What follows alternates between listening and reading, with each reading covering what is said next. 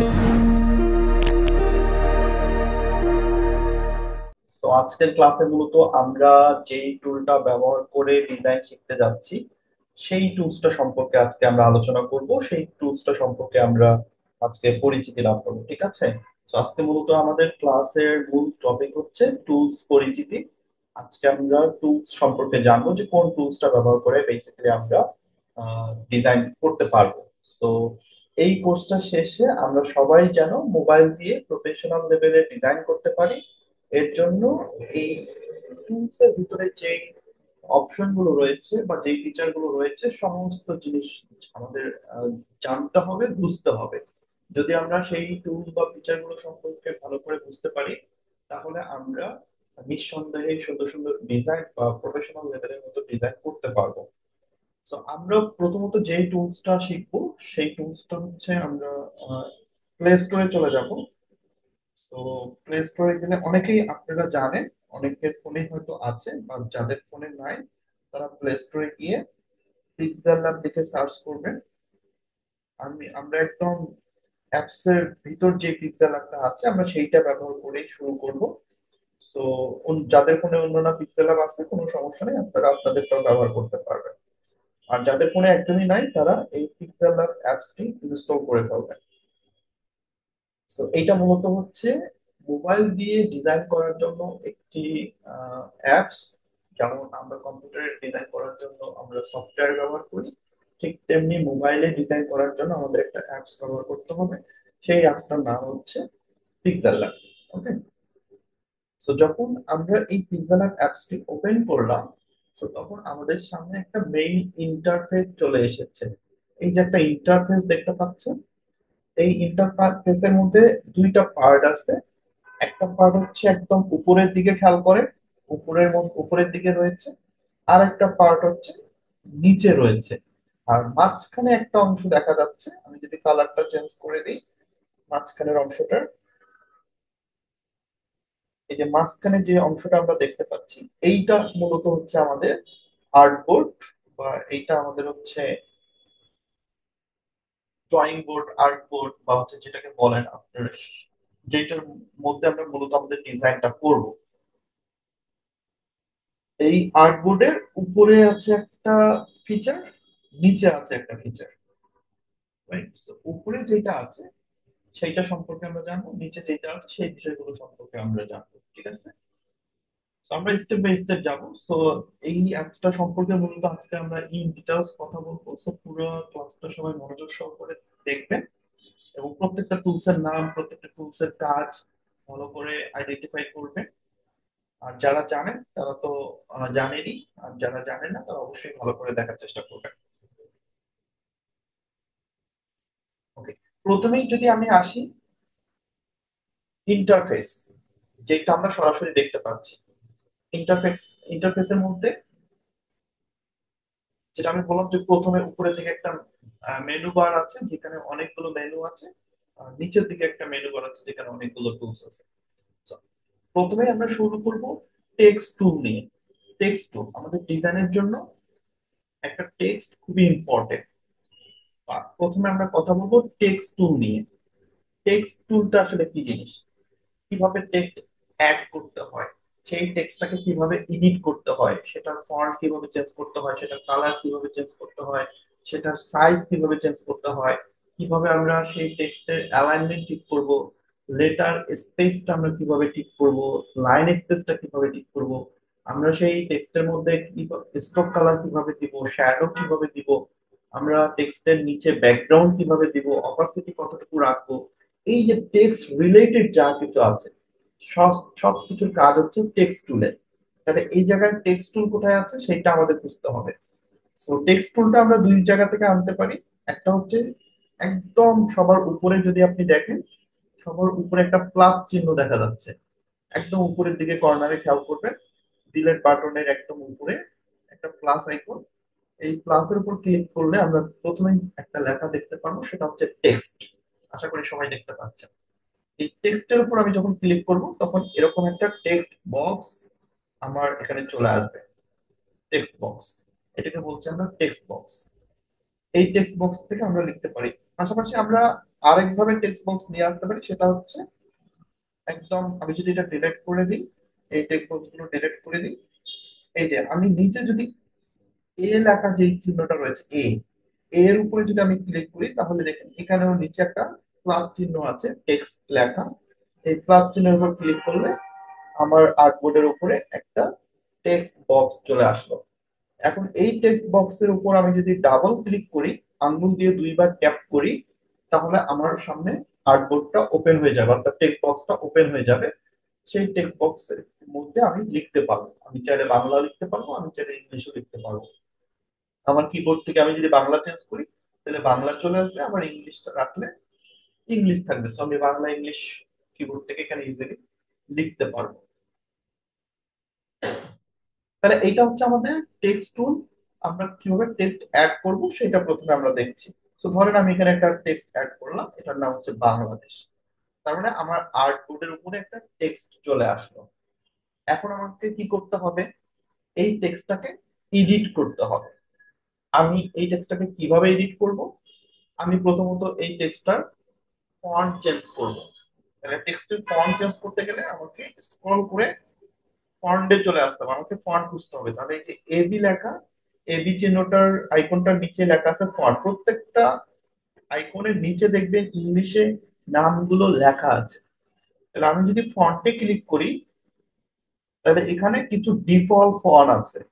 Default মানে এই অ্যাপের ভিতরে কিছু ফন্ট তারা দিয়ে দিয়েছে, এটা তাদের ফন্ট, হ্যাঁ, তারা এই ফন্ট গুলো অটোমেটিক্যালি আগে থেকেই দিয়ে দিয়েছে।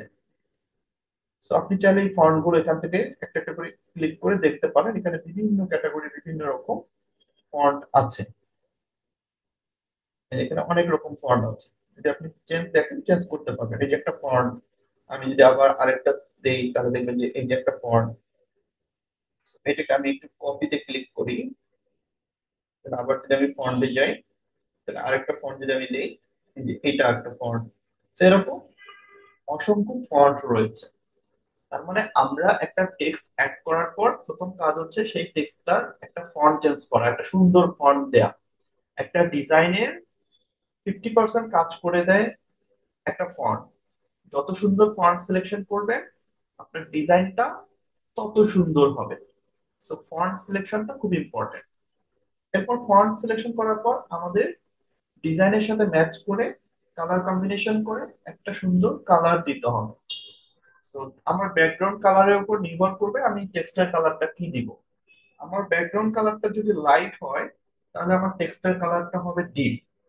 আর আমার ব্যাকগ্রাউন্ড কালারটা যদি ডিপ হয় তাহলে আমার টেক্সটার কালারটা হবে একটু লাইট। সো কালার কম্বিনেশন এটা আমরা পরবর্তীতে আস্তে আস্তে ইনশাল্লাহ আসবো।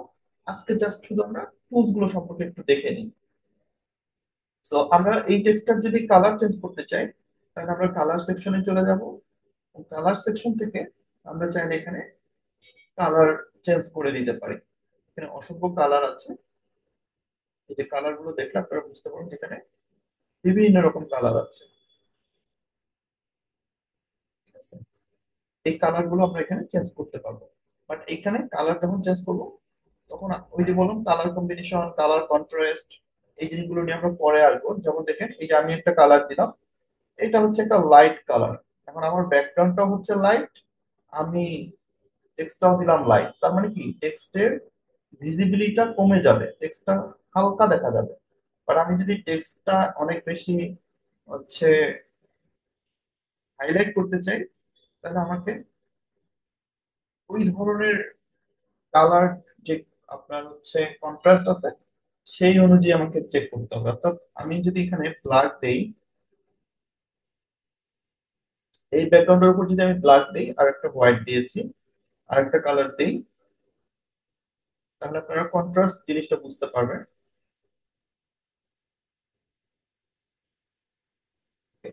যদি আমি এই তিনটা কালার আমরা এখানে দিয়েছি, এখন আমি যদি আপনাদেরকে বলি এই তিনটা কালারের মধ্যে সবচেয়ে বেশি হাইলাইটেড হচ্ছে কোনটা, সবচেয়ে বেশি কোনটা দেখা যাচ্ছে, আমাকে একটু মেসেজে লিখেন এই তিনটা কালারের মধ্যে কোন কালারটা সবচেয়ে ভালো লাগছে।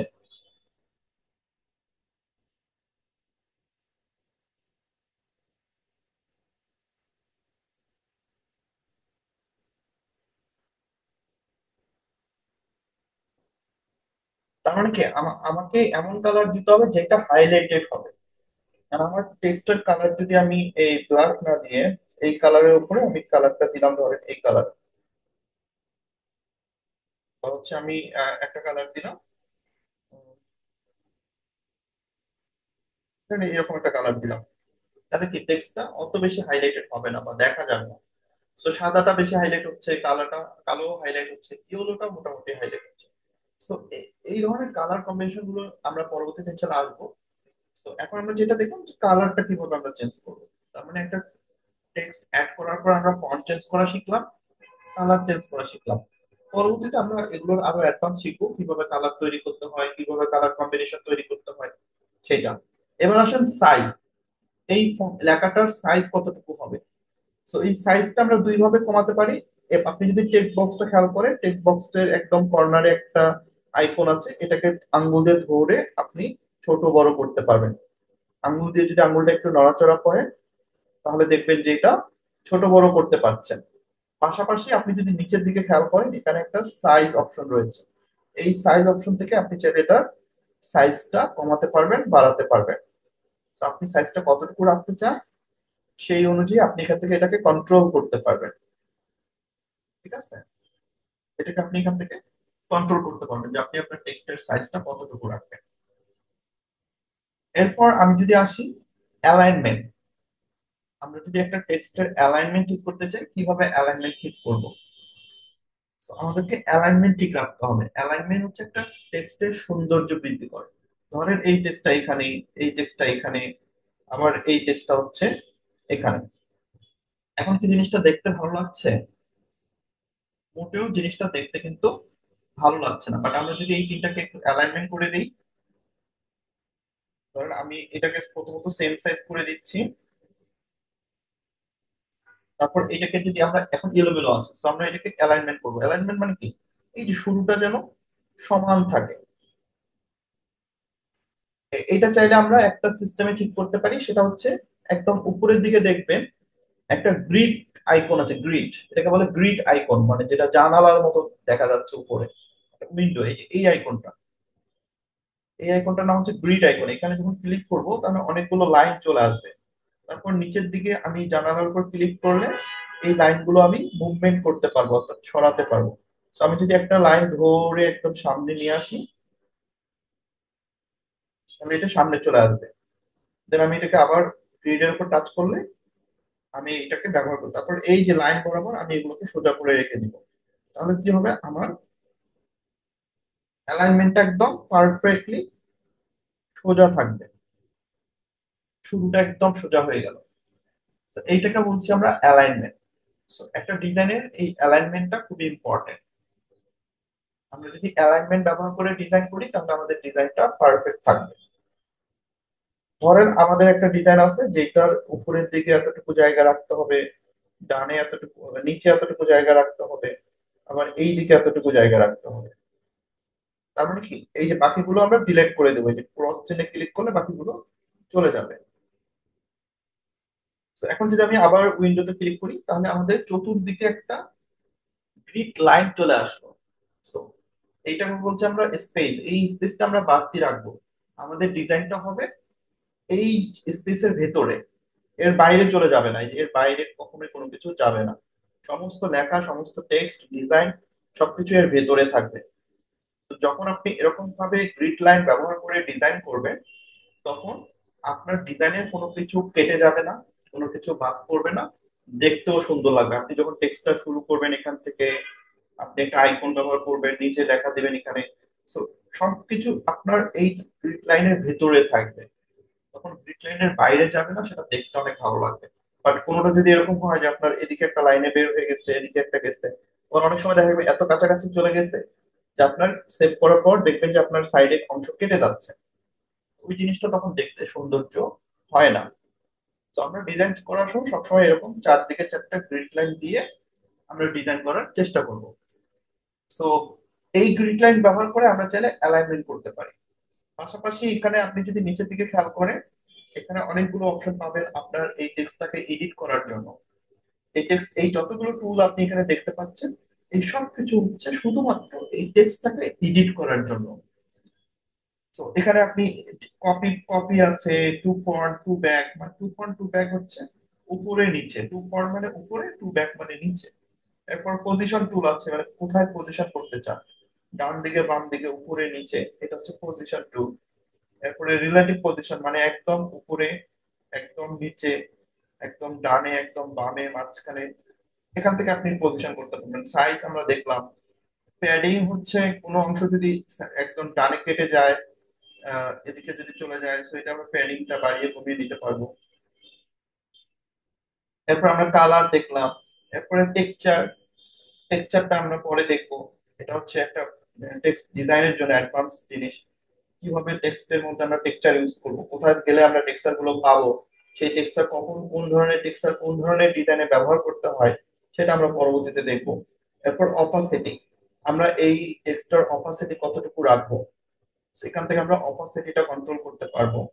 এরপর রোটেট, আমরা চাইলে টেক্সটটাকে এভাবে ডানে বামে উপরে নিচে চতুর্দিকে একদম 180 ডিগ্রি অ্যাঙ্গেলে আমরা এটাকে ঘোরাতে পারবো। ঠিক আছে, তো এটা হচ্ছে আমাদের রোটেট টু। এরপর রোটেটের পর আছে মার্কস টু।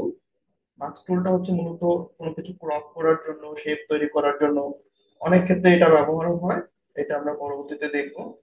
এরপরে কিভাবে ফন্ট চেঞ্জ করতে হয়, এই ফন্ট, এখানে ডিফল্ট ফন্ট যেগুলো আছে সেগুলো তো আছেই, বাট আমরা চাইলে আমাদের মাই ফন্ট মানে আমার নিজস্ব অনেক ফন্ট আমি চাইলে এখানে অ্যাড করতে পারবো। তো কিভাবে আপনি বাংলা ইংলিশ ফন্ট অ্যাড করবেন, কোন ফন্ট গুলো অ্যাড করবেন, কোথায় গেলে ফন্ট পাবেন, এই সমস্ত বিষয় নিয়ে আমরা আলাদা একটা ক্লাস করব। এরপরে স্টাইলে গেলে আপনি সেই ফন্টের স্টাইল পাবেন, ইটালিক, আন্ডারলাইন, বোল্ড, এগুলো আমরা এখান থেকে করতে পারবো। এই সবকিছু হচ্ছে শুধুমাত্র আমাদের এই টেক্সটটাকে স্টাইলিং করার জন্য, টেক্সটটাকে সুন্দর করার জন্য। আমরা যদি কার্ভ টুলে যাই, এখান থেকে আমরা চাইলে টেক্সটটাকে একটু কার্ভ করে দিতে পারি। এইভাবে আমরা কার্ভ করতে পারবো। এটা হচ্ছে কার্ভ টুল, বাঁকানো আর কি।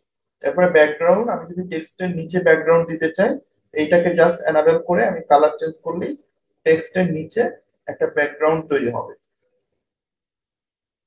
টেক্সটটাকে ছোট বড় করলে এই ব্যাকগ্রাউন্ডটা সহ সেটা ছোট বড় হবে, ব্যাকগ্রাউন্ড সহ সেটা মুভমেন্ট হবে। এরপরে আমরা যদি আসি অ্যালাইনমেন্ট, এখান থেকে আমরা চাইলে এই যে অ্যালাইনমেন্ট গুলো ঠিক রাখতে পারি। যখন আপনি অধিক লাইন লিখবেন, যেমন আমি যদি বাংলাদেশ, তারপর হচ্ছে আহ, আরো অনেক অনেকগুলো আমি ওয়ার্ড লিখছি, যেমন ঘোস্ট, তারপর হচ্ছে মনে করেন আমি এই যে লাইনগুলো লিখলাম, এখন কিন্তু এই অ্যালাইনমেন্ট ঠিক নাই। তো আমি যদি এখান থেকে এই যে অ্যালাইনমেন্ট ক্লিক করি, তাহলে এটা অ্যালাইনমেন্ট অটোমেটিক্যালি সোজা হবে। এই যে মিডিলে ক্লিক করলে মিডিল হবে, শেষের দিকে ক্লিক করলে শেষের দিকে অ্যালাইন হবে। So, এখান থেকে আমরা এটাকে অ্যালাইনমেন্টের কাজগুলো করতে পারবো।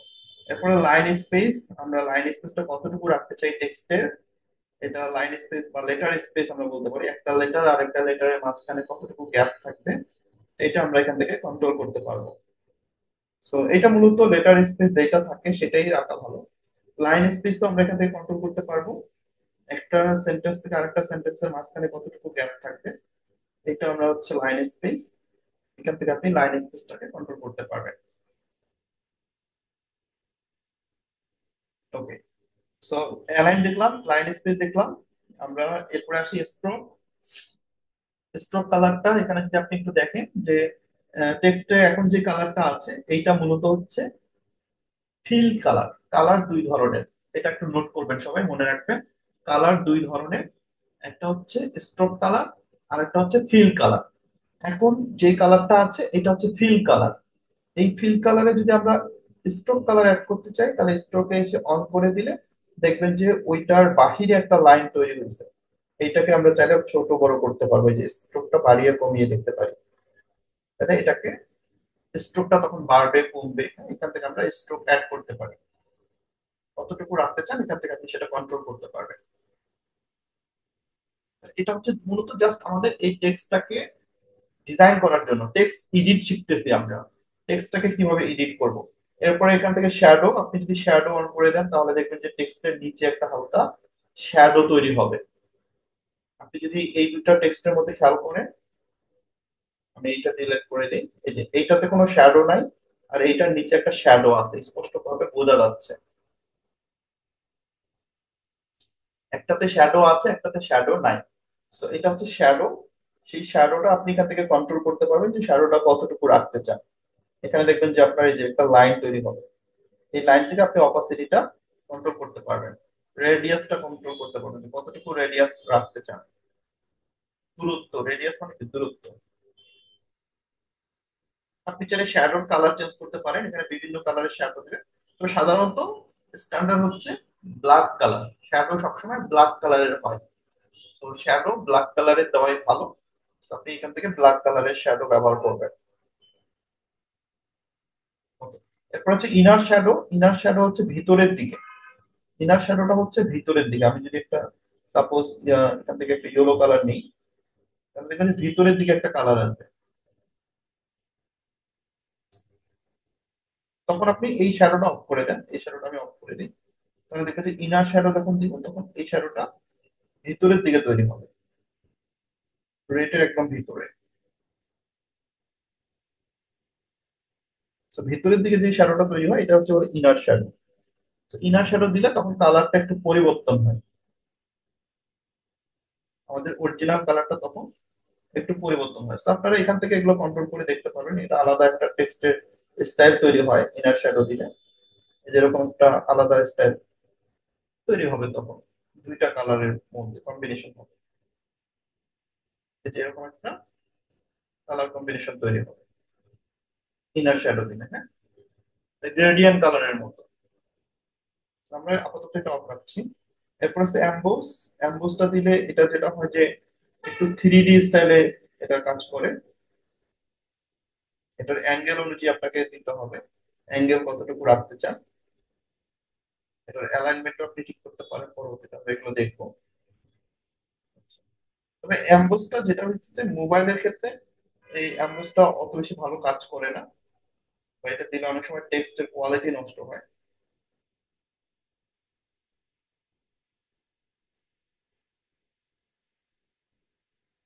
এটা আমাদের তেমন কোনো কাজেও আসবে না। ওকে, এরপর আসে পার্সপেক্টিভ। পার্সপেক্টিভ হচ্ছে পজিশন। আপনি চাইলে এই এইগুলোর পজিশনটা একটু, টেক্সটের পজিশনটা চেঞ্জ করতে পারেন। আমি যদি এটা এনাবেল করে দিই তাহলে দেখবেন যে এটা একটু পজিশনটা চেঞ্জ হবে। সো এইটা আমাদের মাঝে মাঝে ব্যবহার হবে, বাট এটা আমরা যখন টাইপোগ্রাফি শিখবো তখন আমরা এটা দেখবো, বা যখন আমরা থাম্বনেল ডিজাইন করবো তখন আমাদের টেক্সটের ক্ষেত্রে এই পার্সপেক্টিভ টুলটা মাঝে মাঝে কাজে লাগবে। এরপর হচ্ছে 3D রোটেট, 3D টেক্সট, এগুলো সবাই একটু একটু করে চেক করবেন, একটু প্র্যাকটিস করবেন সবাই। এখানে 3D স্টাইলে 3D টেক্সট আছে, আপনি চাইলে এটার কালারও চেঞ্জ করে দেখতে দেখতে পারেন। যদি কালার ভিন্ন কালার দেই, এখানে অসংখ্য কালার আছে, আপনি চাইলে কালার চেঞ্জ করে করে এখানে দেখতে পাবেন যে একটু টেক্সটটা 3D স্টাইলে হবে। তারপর হচ্ছে 3D শ্যাডো। আপনি যদি শ্যাডোটা অন করেন এখানে একটা 3D শ্যাডো তৈরি হবে। আবার এখানে আছে রিফ্লেকশন। রিফ্লেকশন অন করলে একটা রিফ্লেকশন তৈরি হবে, একটা ছায়া তৈরি হবে। তো এই যে সমস্ত টুলস গুলো দেখলাম, এই সমস্ত টুলস গুলো হচ্ছে মূলত টেক্সটটাকে এডিট করার জন্য। তার মানে আমরা এতক্ষণ ধরে যে কাজগুলো দেখলাম এটা হচ্ছে টেক্সট টুলের কাজ। আর টেক্সট টুলের যে কাজগুলো সেটার মূলত কাজটাই হচ্ছে টেক্সটটা অ্যাড করার পর সেই টেক্সটটাকে এডিট করা। সেই টেক্সটের font, colour, size, alignment, stroke, shadow সবকিছু মিলে টেক্সট এডিট বা টেক্সট টুল। ঠিক আছে? তো এটা কিন্তু ভেরি ইম্পর্টেন্ট, আমাদের টেক্সট ছাড়া কোনো ডিজাইন তৈরি হবে না। তো আমরা ডিজাইন করতে গেলে আমাদের টেক্সট লাগবে। তো কোন ধরনের ডিজাইনে কোন ধরনের টেক্সট ব্যবহার করব, কিভাবে টেক্সটটাকে আরো সুন্দরভাবে এডিট করা যাবে, কিভাবে টেক্সটটাকে আরো বেশি হাইলাইট করা যায়, সেই জিনিসগুলো পরবর্তীতে আমরা যখন ফাইনালি ডিজাইন শিখবো তখন আমরা দেখবো। আপাতত আপনারা একটু প্র্যাকটিস করবেন, টেক্সট অ্যাড করার পর প্রত্যেকটা টুল গুলো একটু নাড়াচাড়া করে দেখবেন।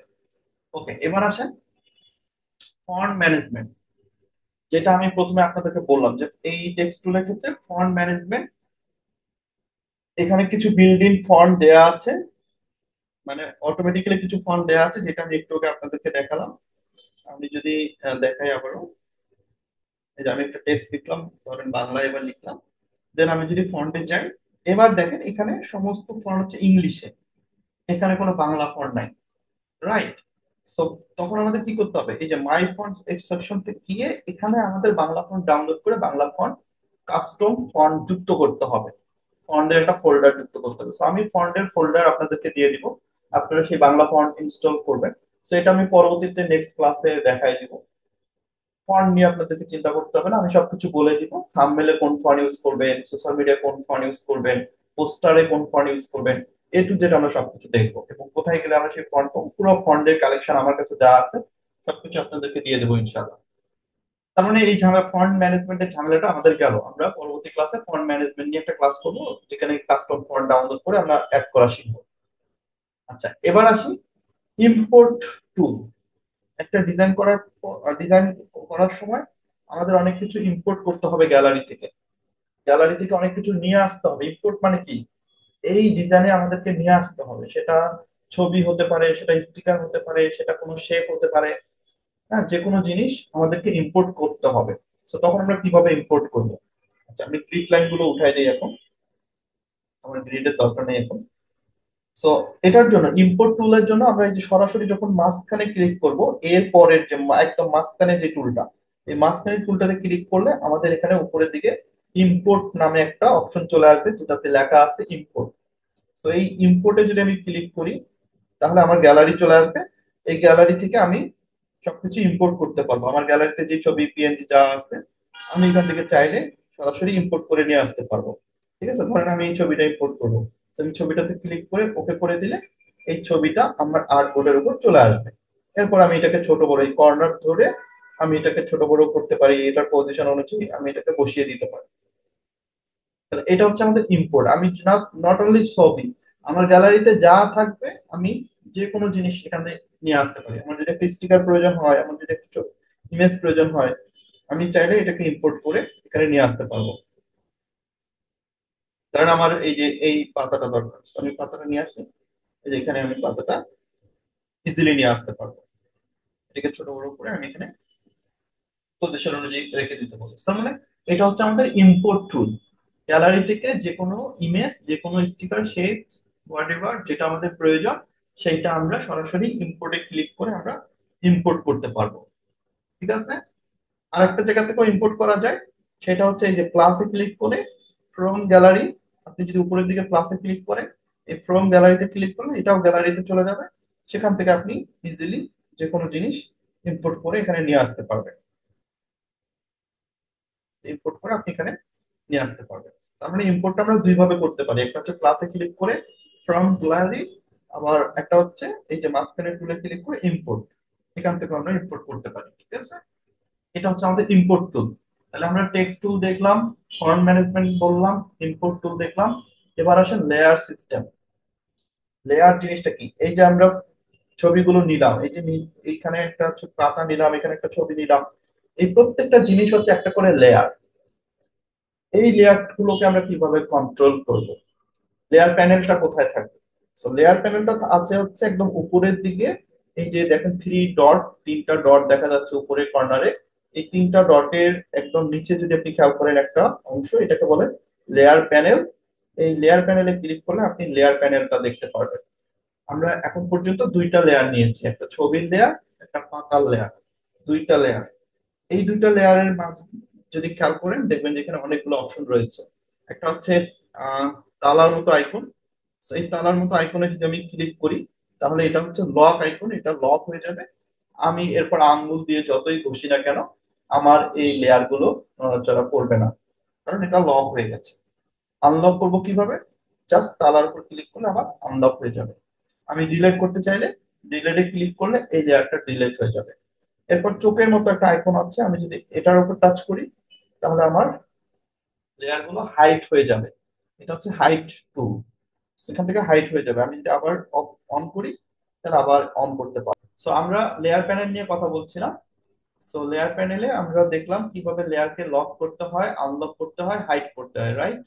সো আমরা এবার দেখব লেয়ারটাকে কিভাবে ডুপ্লিকেট করবেন। আপনার যদি লেয়ারটা ডুপ্লিকেট করার প্রয়োজন হয়, এই যে এখানে ক্লিক করলে আপনি দেখেন এখানে কপি নামে একটা অপশন আছে। এখানে ক্লিক করলে লেয়ারটা ডুপ্লিকেট হবে, ওই লেয়ারটা দুই ডাবল হয়ে যাবে। আবার এখানে দেখবেন যে উপরে নিচে এখানে টু ফ্রন্ট টু ব্যাক, আপনি যদি two front to back then, তাহলে যে লেয়ার গুলো চেঞ্জ হবে।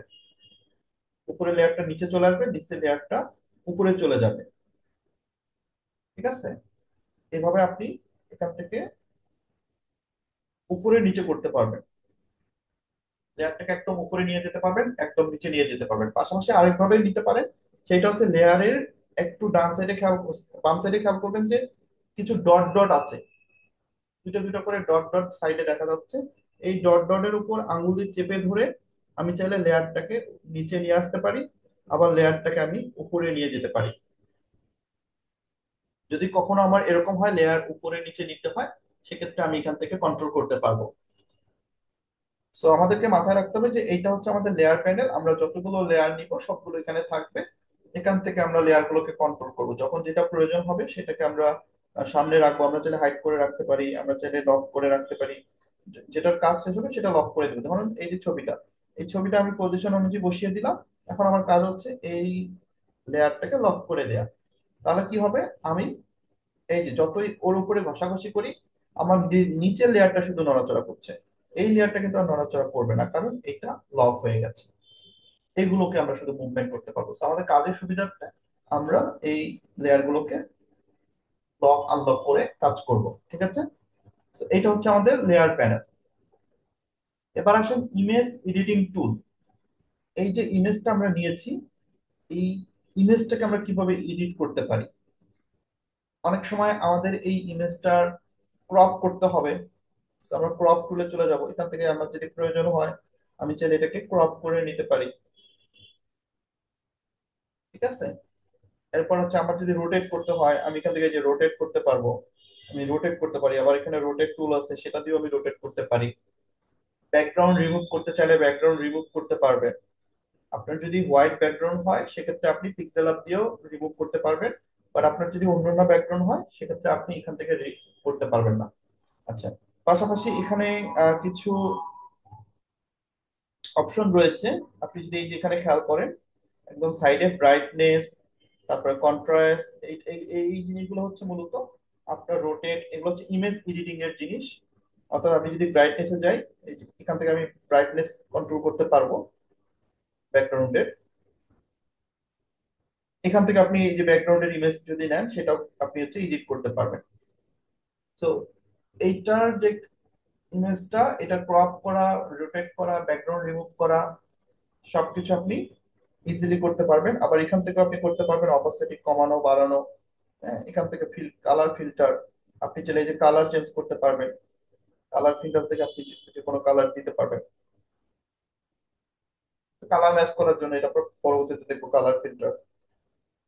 তারপরে এই যে ইরেজ কালার, ইরেজ কালার দিয়ে আমরা ব্যাকগ্রাউন্ড রিমুভ করতে পারবো যদি এটার ব্যাকগ্রাউন্ড থাকে। যদিও এটার ব্যাকগ্রাউন্ড আপাতত নাই, বাট যদি ব্যাকগ্রাউন্ড থাকে সেটা আমরা রিমুভ করতে পারবো। এক কালারের ব্যাকগ্রাউন্ড হইতে হবে সেক্ষেত্রে। সেক্ষেত্রে আপনি যদি এক কালারের ব্যাকগ্রাউন্ড হয় আপনি রিমুভ করতে পারবেন। ধরুন আমি যদি একটা ছবি এরকম নেই, দেখি আছে কিনা, এক কালারের ব্যাকগ্রাউন্ডের ছবি।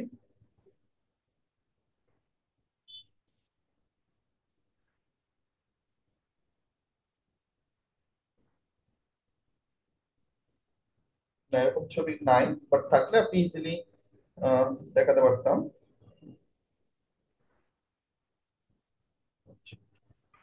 এটা ব্যাকগ্রাউন্ড নাই। তো এটা থেকে মোটামুটি আমরা এখান থেকে ব্যাকগ্রাউন্ডটা রিমুভ করে রাখতে পারবো।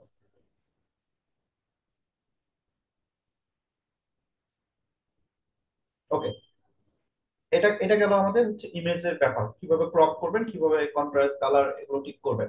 এরপর আসি আমরা শেপ টুল, এগুলো কেটে দিই। আমাদের আরেকটা মেজর টুল হচ্ছে শেপ টুল।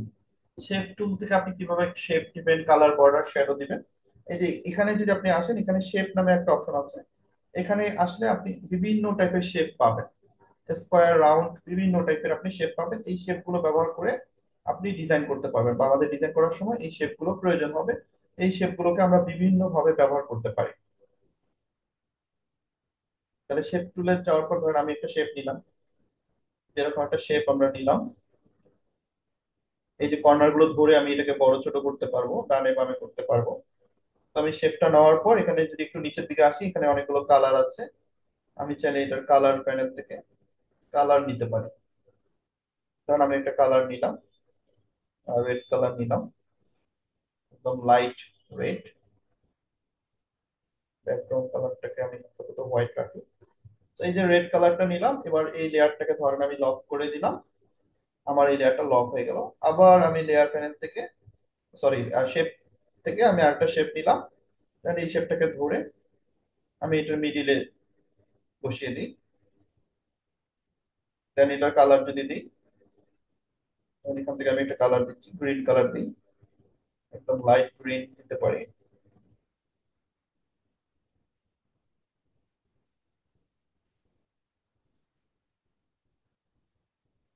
ইজিলি আমরা একটা শেপ তৈরি করতে পারলাম। মানে শেপ দিয়ে আপনি এরকম অনেক কিছু তৈরি করতে পারবেন। আবার আমরা যদি ধরেন এটাকে আমরা যদি বাংলাদেশের একটা পতাকা তৈরি করি, তাহলে আমরা যেটা করব, আহ, এই যে যে রেড কালারটা, এইটাকে আমরা সবুজ কালার করে দিই। আর সবুজ যে লেয়ারটা আছে এটাকে আমরা রেড করে দিই। তাহলে খুব সহজে আমরা শেপ দিয়ে আমাদের একটা জাতীয় পতাকার ছবি তৈরি করলাম। আমরা চাইলে এটাকে অ্যালাইনমেন্ট করতে পারি। এই যে রিলেটিভ পজিশন থেকে একদম মিডিল অ্যালাইন করে দিব, দুইটা শেপই রিলেটিভ পজিশন থেকে মিডিল অ্যালাইন করে দিব। তাহলে এটা একদম পারফেক্টলি মিডিলে বসে যাবে। ঠিক আছে। সো এখানে শেপ গুলো দিয়ে আপনি বিভিন্ন রকম শেপ দিয়ে আপনি অনেক কাজ করতে পারবেন। শেপ দিয়ে আপনি বিভিন্ন টাইপের কাজ করতে পারবেন। পরবর্তীতে আমরা যখন ডিজাইন করবো তখন আমাদের এই শেপ গুলো কাজে লাগবে। এছাড়াও আমরা কাস্টম শেপ তৈরি করতে পারবো। আমাদের এখানে যে মাস্ক টুলটা আছে সেটা দিয়ে আমরা চাইলে কাস্টম শেপও তৈরি করতে পারবো। আমি এটা একটু দেখাই। ধরেন আমরা এটা একটা কালার দিই, রেড কালার। এই যে আমরা একটা রেড কালারের শেপ নিলাম। এটা নেওয়ার পর আমি এখান থেকে চলে যাব হচ্ছে মাস্ক টুলে। মাস্ক টুলে যাওয়ার পর এই যে মাস্ক টুলে দেখবেন অনেকগুলো কর্নার আছে, এই যে পয়েন্ট আছে, অ্যাঙ্কর পয়েন্ট বলে এটাকে। এবং এটাকে বলে হ্যান্ডেল। এই যে হ্যান্ডেল ধরে আমি এটাকে মুভমেন্ট করতে পারবো, দুইটা করে হ্যান্ডেল থাকবে দুই সাইডে। আর এটা হচ্ছে আপনার অ্যাঙ্কর পয়েন্ট। সো এটাকে ধরে আপনি চাইলে এভাবে মুভমেন্ট করে এই শেপটাকে ক্রপ কেটে নিতে পারবেন। যেমন আমি যদি এটাকে একটু এই অ্যাঙ্গেলে রাখি,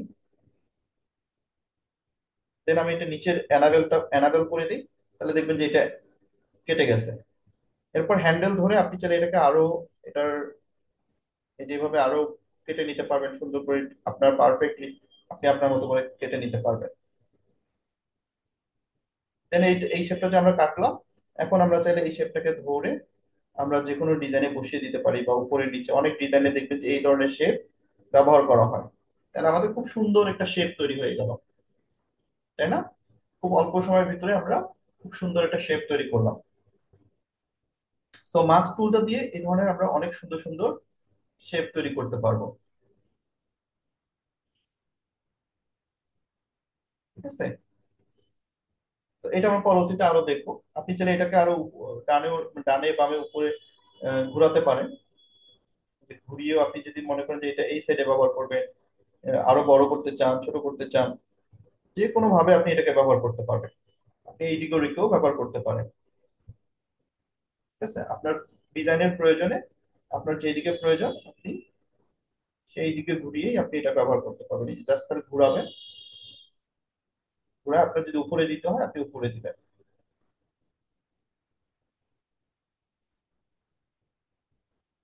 পোস্টার ডিজাইনের ক্ষেত্রে আমাদের এই ধরনের শেপ গুলো সাধারণত ব্যবহার করা হয়।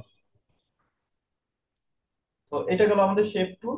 এরপর যদি আমি দেখি এখানে আছে ড্রয়িং টুল। এই যে শেপের পাশে ড্র লেখা, এই ড্রয়িং টুলটা দিয়ে মূলত ফ্রি হ্যান্ড ড্রয়িং করা হয়। আমি যদি একটা কালার পিক করি, এরপর আপনি এখান থেকে ফ্রি হ্যান্ড হাত দিয়ে এভাবে ড্রয়িং করতে পারবেন, এভাবে লিখতে পারবেন। আপনার মতো করে আপনি এটাকে সাজাতে পারবেন, বাংলা ইংলিশ আপনি এটাকে ড্রয়িং করতে পারবেন। এটা হচ্ছে মূলত ড্রয়িং টুল। অনেক সময় আমরা দেখি যে কাস্টম টেক্সট বা কাস্টম ফন্ট বা কাস্টম হচ্ছে লোগো, এগুলো মূলত হ্যান্ড, এই ফ্রি হ্যান্ড যাদের হাতের লেখা সুন্দর, যারা সুন্দর করে হাত দিয়ে ঘুরাতে পারে, তারা চাইলে খুব সুন্দর ভাবে একদম। এখান থেকে লিখতে পারবেন। এবার আপনি যে একটা লোগো তৈরি করতে চান, এটার যে পেন সাইজ, পেন সাইজটাকে স্মুথ করতে পারেন, ছোট বড় করতে পারেন, করে আপনি এটাকে এখান থেকে লিখতে পারবেন। এটা রেডিয়াস সবকিছু এখান থেকে আপনি কন্ট্রোল করতে পারবেন। আপনি যদি ফিল কালার দিতে চান, নিয়ন ইফেক্ট দিতে চান, এখান থেকে এই যে এগুলো অন করলে এখান থেকে অন হয়ে যাবে। এখানে কিছু নিয়ন ইফেক্ট আছে, আবার ড্যাশ লাইন আছে। ড্যাশ লাইন মানে এই যে ড্যাশ ড্যাশ হবে, এটা অবশ্য সাইজ ছোট করে দিতে হবে। পেন সাইজটা যদি আমরা ছোট করে দিই, তাহলে যে আমি আঙুল দিয়ে টান দিলে এরকম ড্যাশ ড্যাশ লাইন তৈরি হবে, যেগুলো আমাদের অনেক সময় ডিজাইনের ক্ষেত্রে ব্যবহার হয়। অনেক ডিজাইন করার সময় আমরা এগুলো ব্যবহার করি। এই যেখান থেকে ড্যাশ লাইন গুলো তৈরি করতে পারবেন। তো এটা হচ্ছে একদম ফ্রি হ্যান্ড ড্রয়িং। আপনার মন মতো আপনি এখানে পেন সাইজ নিয়ে, পেনের কালার নিয়ে, যে কোনো কালার নিয়ে আপনি এখান থেকে ড্রয়িং করতে পারবেন। আমি ড্যাশ লাইনটা নিয়ন অফ করে দিই, শুধু ফিল ইনসাইড দিই, যে আপনি এখান থেকে এই ধরনের পেন নিয়েও কাজ করতে পারেন। মানে বিভিন্ন পেনের ভাগ আছে, সাইজ আছে। আমি যদি স্মুথ বাড়িয়ে দিই তাহলে আরো স্মুথ হবে।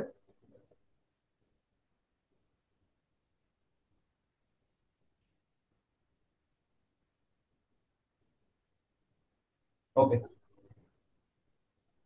তো এইটা এইটা গেল আমাদের হচ্ছে ড্রয়িং টুল।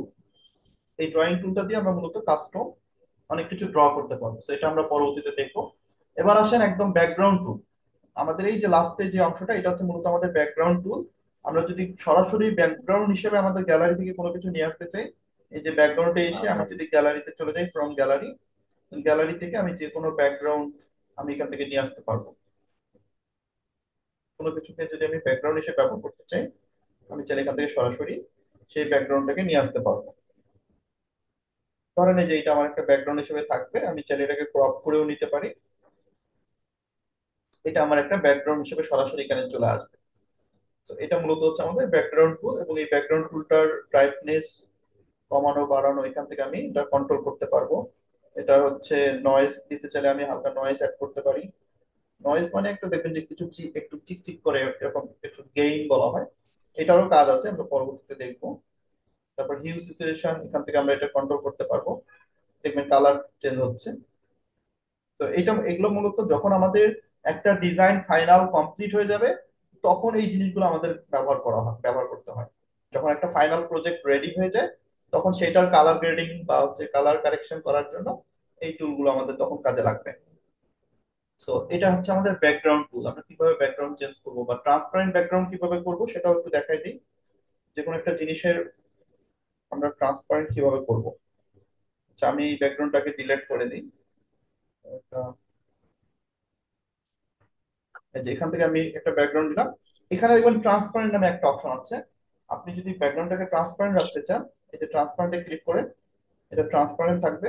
এরপর আপনি এখানে যদি কোনো কিছু লিখতে চান, তৈরি করতে চান, সেটাকে আজ পিএনজি আকারে আপনি ডাউনলোড করতে পারবেন। ধরেন আমি লিখলাম আমার দেশ।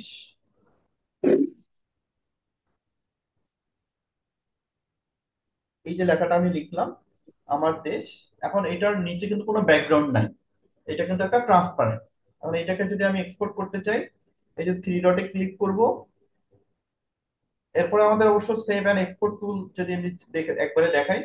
সেভ অ্যান্ড এক্সপোর্ট, একটা কাজ রেডি করার পর আমরা কিভাবে সেভ করব, এক্সপোর্ট করব। তো যখন আমি এটাকে ট্রান্সপারেন্ট রাখবো ব্যাকগ্রাউন্ড, দেন এক্সপোর্ট ইমেজে যাব। দেন এখান থেকে ইমেজ ফরম্যাটে দুইটা ফরম্যাট, একটা হচ্ছে জেপিজি, একটা হচ্ছে পিএনজি। দুইটা ফরম্যাটে আমরা সেভ করতে পারবো, একটা হচ্ছে পিএনজি, একটা হচ্ছে JPG. PNG that's mean transparent. যখন কোনো কিছু আমরা ট্রান্সপারেন্ট ডাউনলোড করব, তখন সেটা পিএনজি রাখতে হবে। পিএনজি না রাখলে সেটা কিন্তু ট্রান্সপারেন্ট হবে না। তো পিএনজি থাকবে। আর যখন আমরা ব্যাকগ্রাউন্ড থাকবে তখন জেপিজি।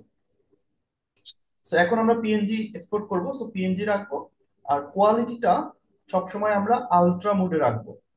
আলট্রা কোয়ালিটি রাখলে আমাদের কোয়ালিটিটা অনেক বেটার আসবে, লেখাগুলো ফাটবে না, রেজুলেশন পারফেক্ট থাকবে। সো কোয়ালিটি সেটিংটা সবসময় আলট্রা রাখবেন। আর ইমেজের ফরম্যাটটা যদি ট্রান্সপারেন্ট না হয় তাহলে জেপিজি থাকবে। আর যদি ট্রান্সপারেন্ট কোনো কিছু করেন, সেক্ষেত্রে পিএনজি দিয়ে আপনি হচ্ছে এক্সপোর্ট করবেন। তো এইটা হচ্ছে আমাদের, এই যে সেভ টু গ্যালারি দিলে এটা গ্যালারিতে একটা পিএনজি আকারে সেভ হবে। আমি সেভিং ইমেজ দিলাম, তার মানে এইটা আমাদের একটা পিএনজি আকারে গ্যালারিতে গিয়ে সেভ হয়েছে।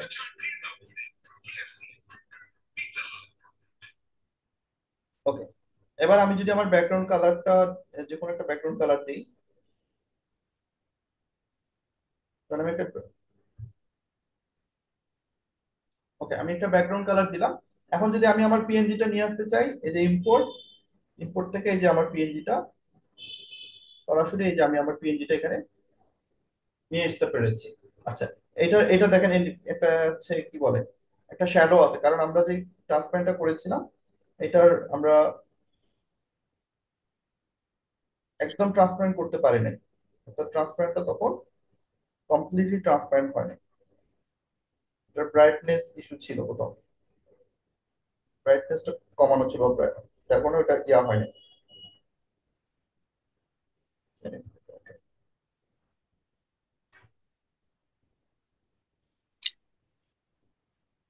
আমরা আরেকবার দেখি, যে আমরা কালার দিলাম, দেন এখান থেকে আমরা হচ্ছে টেক্সট লিখবো।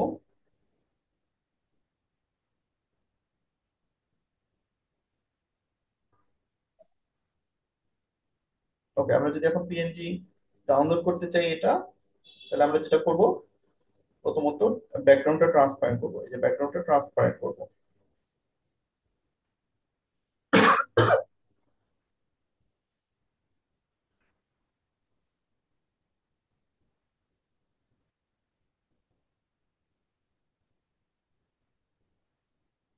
এটার ব্রাইটনেসটা আমরা দেখি,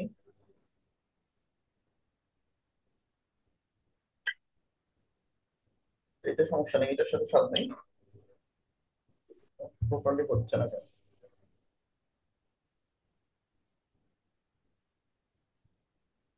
ওকে,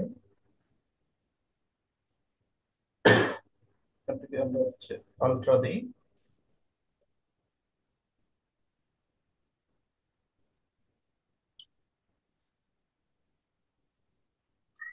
দেন আমরা সেভ করে দিব। তো আশা করি এটা সেভ হয়ে গেছে পিএনজি তে। যেহেতু এটা ফ্রি ইউজ করি, তো ফ্রিটাতে মাঝে মাঝে একটু এই প্রবলেম গুলো হয়। আমি এর যার কারণে আমি আপনাদেরকে অ্যাপস দিয়ে দিব, আপনারা চাইলে সেটা ডাউনলোড করে কাজ করতে পারবেন। সো এটা আমরা পরবর্তীতে দিব, আগে এটা দিয়ে আমরা ফন অ্যাড টেড করাগুলো শিখব। আচ্ছা, আমি আরো অন্যভাবেও সেভ করতে পারি, সেটাও দেখাই দেই। এই যে উপরের দিকে একদম সেভ বাটন, এখান থেকে আসলে আপনি সেভ ইমেজ পাবেন, পাশাপাশি সেভ অ্যাজ প্রজেক্ট। এই প্রজেক্টটাকে যদি আমরা প্রজেক্ট আকারে সেভ করে রাখতে চাই, তাহলে সেভ অ্যাজ প্রজেক্টে এসে প্রজেক্টের নাম দিলে এই ফাইলটা আমাদের একটা প্রজেক্ট ফাইল হিসেবে সেভ থাকবে। পরবর্তীতে যে কোনো সময় আমরা এই প্রজেক্টটা অন করে আবার কাজ করতে পারবো। তো এই প্রজেক্টটা মূলত পিএলপি ফাইল আকারে থাকে, এই যে ওপেন পিএলপি ফাইল, এখানে গেলে আপনি দেখবেন যে আপনার ফাইলটা এখানে পিএলপি আকারে সেভ থাকবে। যে আমার এখানে অনেকগুলো পিএলপি ফাইল সেভ আছে, আপনার প্রত্যেকটাই একটা করে প্রজেক্ট। আমি চাইলে যে কোনো প্রজেক্ট যে কোনো সময় ওপেন করে আবার কাজ করতে পারবো। তো এই জিনিসগুলো পরবর্তীতে আমাদের আসবে ইনশাল্লাহ। সো আজকের ক্লাসে মূলত আমরা মোটামুটি দেখলাম হচ্ছে পিক্সেল ল্যাব টুলসটা আমরা কি, টুলস এর ভিতর যে টুলস গুলো রয়েছে সেই টুলস গুলো আমরা কিভাবে ব্যবহার করব।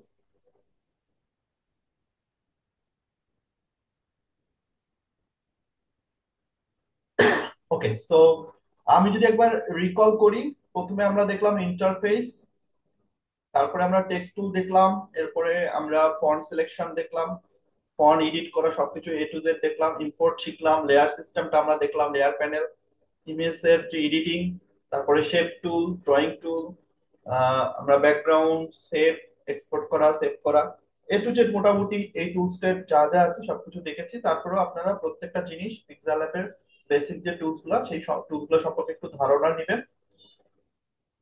এবং পরবর্তী ক্লাসে আপনারা চেষ্টা করবেন যে হোমওয়ার্ক হিসাবে আপনারা যে কোনো ডিজাইন বা যে কোনো কিছু টেক্সট এখানে লিখবেন, লিখে আপনারা হচ্ছে আমাদের গ্রুপে পোস্ট করবেন।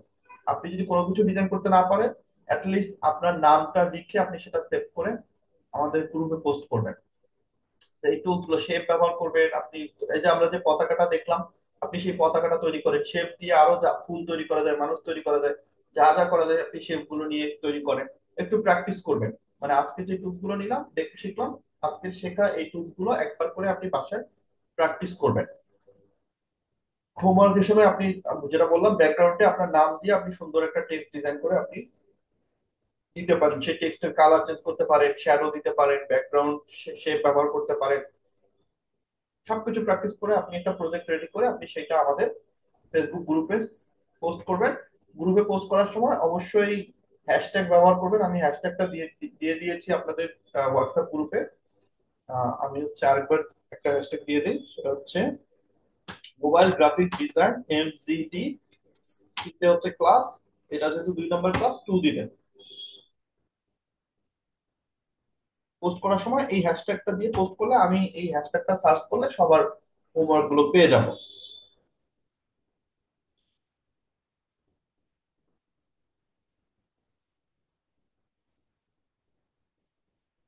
সবাই কি বুঝতে পারছেন? জি স্যার। জি স্যার।